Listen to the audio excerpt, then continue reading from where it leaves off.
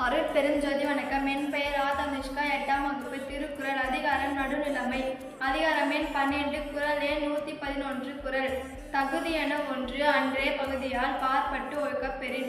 குறள் எண் 112. குறள் செப்பமுடியவன் ஆகம் சிதைவின்றி அச்சத்திற்கே கேமா உடைத்து. குறள் எண் 113. குறள் நன்றி தரினும் நடுவுகதாம் ஆக்கத்தை அன்றே ஒழிய விடல். குறள் எண் 114. குறள் தக்கார் தகிலர் என்பது அவரவர் அச்சத்தால் காணப்படும். 115. குறள் கேடும் பெருக்கமும் இல்லல்ல நெஞ்சத்து கோடாமை சான்றோர் பணி. குறள் எண் 116. குறள் கெடுவலன் என்பது அறிகதன் நெஞ்சம் நடுவொறி அல்ல செயின். குறள் எண் 117. குறள் கெடுவாக வையாது உலகம் நடுவாக நன்றிகன் தங்கியான் தாழ்வு. குறள் எண் 118. குறள் சமசெய்து சீர்தூக்கும் கோல் போல் அமைந்தொருபால்